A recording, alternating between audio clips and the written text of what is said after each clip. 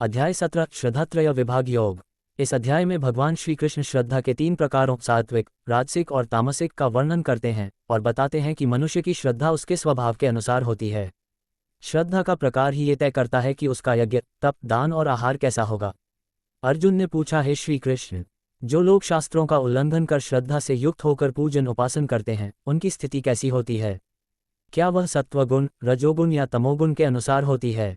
भगवान श्री कृष्ण का उत्तर। भगवान ने कहा, मनुष्य की श्रद्धा उसके स्वभाव के अनुसार होती है। सात्विक श्रद्धा देवताओं में होती है, राजसिक श्रद्धा यक्षों और राक्षसों में होती है, तामसिक श्रद्धा प्रेतों और भूतों में होती है। श्रद्धा जैसा है वैसा ही उसका जीवन और फल होता है। आहार के प्रकार। सात्विक भोजन आयु, बल, स्वास्थ्य, सुख और प्रीति बढ़ाने वाला होता है।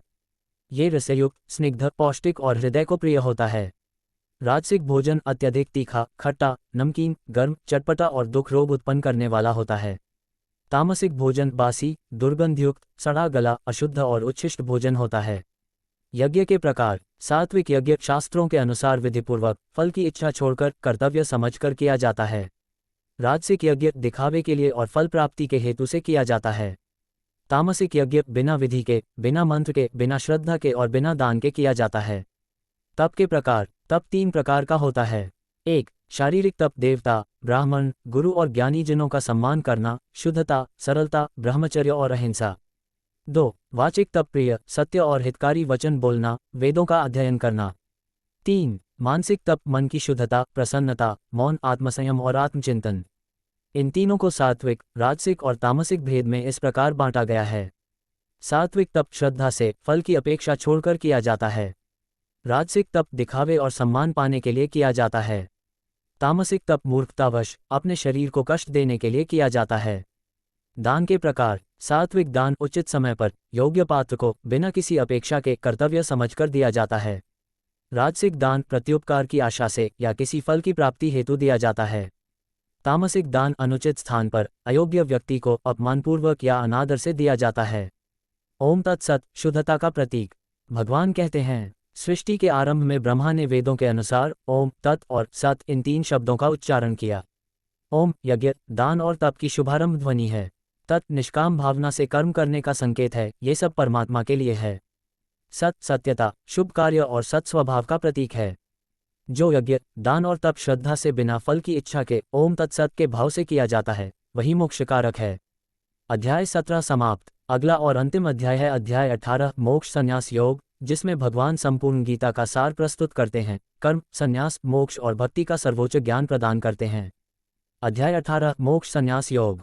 ये भगवद गीता का अंतिम और सबसे व्यापक अध्याय है, जिसमें भगवान श्री कृष्ण संन्यास, कर्म, ज्ञान, भक्ति और मोक्ष का सारांश प्रस्तुत करते हैं। अर्जुन के सभी शंकाओं का समाधान कराते हैं और पूर्ण समर्पण का संदेश देते हैं। संन्यास और त्याग का अर्थ। अर्जुन ने पूछा, हे श्री कृष्ण, मैं जानना चाहता हूं कि संन्यास और त्याग में क्या अंतर है। भगवान श्री कृष्ण ने उत्तर दिया, संन्यास कामना जन्य कर्मों का पूर्ण रूप से त्याग करना। त्याग सभी कर्मों के फलों का त्याग करना, लेकिन कर्तव्य कर्म करते रहना। ज्ञानी जन कहते हैं कि यज्ञ, दान और तप इन कर्मों का त्याग नहीं करना चाहिए। ये शुद्ध करने वाले हैं, इसलिए कर्तव्य समझकर फल की आसक्ति छोड़े बिना इन्हें करना चाहिए। कर्म का त्रिविध भेद। कर्म 3 प्रकार का होता है। सात्विक त्याग कर्तव्य कर्म को केवल कर्तव्य भावना से करना, फल की इच्छा न रखना। राजसिक त्याग कर्म को कष्ट या भय से छोड़ना। तामसिक त्याग अज्ञानवश कर्तव्य कर्म को त्यागना। कर्म, कर्ता और बुद्धि के प्रकार। सात्विक कर्ता आसक्तिहीन, अहंकाररहित, उत्साही, स्थिरचित और समदर्शी। राजसिक कर्ता फल के लोभी, दुखी, क्रूर और अस्थिर। तामसिक कर्ता आलसी, कपटी, दुर्भावनापूर्ण और प्रमादी। सात्विक बुद्धि धर्म अधर्म, कर्तव्य अकर्तव्य में भेद करने वाली। राजसिक बुद्धि धर्म अधर्म को गड्ढमड्ढ करने वाली। तामसिक बुद्धि अधर्म को ही धर्म मानने वाली, उल्टी समझ रखने वाली। धैर्य के प्रकार। सात्विक धैर्य साधना में, संयम में अडिग रहना। राजसिक धैर्य इच्छाओं और भोगों में अडिग रहना। तामसिक धैर्य आलस्य, भय, शोक में डटे रहना। सुख के प्रकार। सात्विक सुख जो प्रारंभ में कष्टदायक पर अंत में अमृत समान होता है, यह आत्मिक शांति देता है। राजसिक सुख जो प्रारंभ में प्रिय पर अंत में दुखदायक होता है। तामसिक सुख जो अज्ञान, आलस्य और प्रमाद से उत्पन्न होता है। पुरुषों का स्वभाव और कर्तव्य। भगवान कहते हैं, 4 प्रकार के वर्ण ब्राह्मण, क्षत्रिय, वैश्य, शूद्र गुण और स्वभाव के अनुसार बनाए गए हैं, जन्म के अनुसार नहीं। ब्राह्मण शांति, तप, संयम, पवित्रता, क्षमा और ज्ञान में स्थित होते हैं। क्षत्रिय वीरता, तेज, धैर्य, युद्धप्रियता, नेतृत्व में स्थित होते हैं। वैश्य कृषि, व्यापार और पशुपालन में रत होते हैं। शूद्र सेवा कर्म में लगे रहते हैं। जो अपने स्वभाव के अनुसार कर्म करता है वह सिद्धि प्राप्त करता है। मोक्ष प्राप्ति का उपाय। भगवान कहते हैं, अपने स्वाभाविक धर्म का पालन करते हुए मनुष्य सिद्धि प्राप्त कर सकता है। सिद्धि प्राप्त करने के बाद भगवान की भक्ति में लीन होकर परम मोक्ष प्राप्त किया जा सकता है। पूर्ण समर्पण का संदेश। भगवान श्री कृष्ण ने अर्जुन से कहा, अपने सभी धर्मों को छोड़कर केवल मेरी शरण में आ जाओ, मैं तुम्हें सभी पापों से मुक्त करूंगा।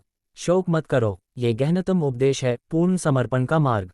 अर्जुन का निर्णय। अर्जुन ने कहा, हे मधुसूदन, आपकी कृपा से मेरी मोह का नाश हो गया है। मैं स्थिरचित हो गया हूं और आपकी आज्ञा का पालन करूंगा। संपूर्ण गीता का उपसंहार। संजय ने धृतराष्ट्र से कहा, जहां योगेश्वर श्री कृष्ण और धनुर्धर अर्जुन हैं, वहीं विजय, समृद्धि, राज्य और धर्म का स्थायित्व रहेगा। अध्याय 18 समाप्त। भगवद गीता का पूर्ण समापन।